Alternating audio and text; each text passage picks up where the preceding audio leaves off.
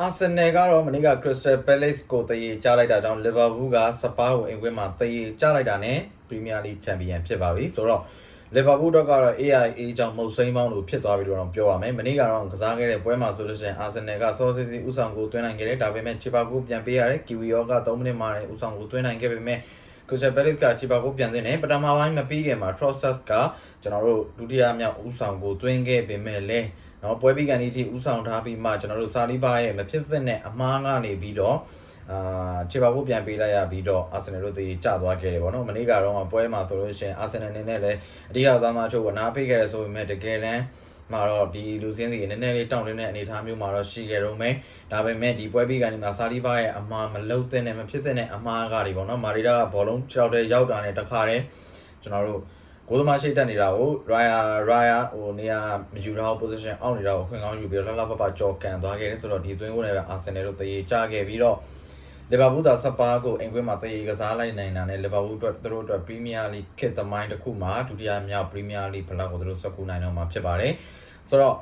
နောက်ထပ်တစ်ပွဲအကြောင်းကိုကျွန်တော်တို့ပြောကြမယ်နောက်တစ်ပွဲကတော့ကျွန်တော်တို့ကိုပါအီတလီယာ semi final ပွဲဒုတိယအကြော့ပွဲပေါ့နော်မနေ့ကတော့အင်တာမီလန်နဲ့ AC Milan တို့ကစားခဲ့တယ်ပထမအကြော့မှာ 1-1 တည်ကြရတဲ့ပွဲကအခုဒုတိယအကြော့ကစားတော့ AC Milan က3ဂိုးပြတ်နဲ့ချစ်တဲ့ဂိုးပြတ်နိုင်သွားခဲ့တယ်ပေါ့နော်ဒီပွဲမှာ AC Milan တဲ့ဂိုးတွေကို Jovic ကတယောက်တည်း2ဂိုးသွင်းခဲ့တယ်ပြီးသွားတဲ့အခါမှာ Reinstar က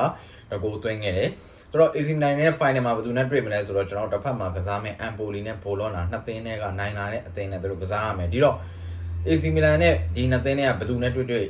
နေတာတကူကတော့ကွာသွားပြီလို့ပြောလို့ရမယ်Bologna ဒီလည်းပြီးခဲ့တဲ့ရာသီကလို့ခြေစွမ်းအနေထားမျိုးမဟုတ်ဘူး Empoli ကလည်း AC Milan နဲ့AC Milan နဲ့တန်းချင်းရှင်နိုင်လို့ရှင်တော်ကြီးကိုနိုင်နေတဲ့အသင်းဖြစ်တယ်ဆိုတော့ AC Milan အနေနဲ့ကိုပါအီတလီယာဖလားကိုသူတို့လွယ်ကူကူနဲ့စကူးနိုင်မှာဆိုတော့ကျွန်တော်တို့စောင့်ကြည့်ရမှာပေါ့နော်နောက်တစ်ပွဲကတော့ကျွန်တော်တို့ Real Madrid ပွဲ Real Madrid ဒီမနေ့က Getafe ကိုဝေးခွင့်မှာ1-0နဲ့နိုင်ခဲ့တယ်ဒီပွဲမှာသူတို့အနေနဲ့အဓိကကစားသမားတွေကိုအနာပေးခဲ့ပြီးတော့အဓိကကစားသမားအချို့ပေါ့နော်အနာပေးခဲ့တယ်ကျွန်တော် Mbappe လည်းပေါ့ Bellingham လည်းမပါခဲ့ဘူးVinicius နဲ့ Endrick တို့ပွဲထွက်ခဲ့တယ်ပြီးတော့တဲ့အခါမှာကျွန်တော်တို့ Aragula Brahim တို့ပါလာခဲ့တယ်ဒီပွဲမှာကျွန်တော်တို့Aragula ရဲ့တလုံးနဲ့တော့သွင်းကိုနဲ့ပဲReal တို့နိုင်သွားခဲ့တယ်ပေါ့နော်ဆိုတော့တစ်ဖက်မှာပြန်ကြည့်မယ်ဆိုလို့ရှိရင်လည်း Aragula နဲ့ပတ်သက်လို့အခွင့်အရေးပို့ပေးသိမ့်ပြီဆိုတော့ကျွန်တော်တို့အားလုံးနားလည်သဘောပေါက်လက်ခံရမယ်ပြီးတော့တဲ့အခါမှာ Real Madrid နဲ့ဒဏ်ရာပြဿနာတွေနဲ့ဆက်ပြီးရင်ဆိုင်ခဲ့ရတယ်မနေ့ကတော့ဆိုလို့ရှိရင်အလာဘာနာသွားလို့ Camavinga ကိုထည့်ကာမာဗင်ဂါဒီလည်းဒုတိယမှာထပ်ပြီးတော့နားသွားခဲ့တယ်ဒီတော့ဘာစီလိုနာနဲ့ကစားမဲ့ကိုပါတယ်ရီဖလားဖိုင်နယ်ပွဲမတိုင်ခင်မှာ Real Madrid တော်တော်လေးကိုဒီအဓိကစားသမားတွေကိုဆုံးရှုံးထားတဲ့အနေအထားမျိုးဖြစ်နေတယ်လက်ရှိခြေစွမ်းအနေအထားစိတ်သက်ပိုင်းဥတီချက်ခံယူချက်ဒါတွေအကုန်လုံးကလည်းဘာစီလိုနာနဲ့ Real ကြားမှာကွာအချက်တွေအများပြားနေတယ်ဒီတော့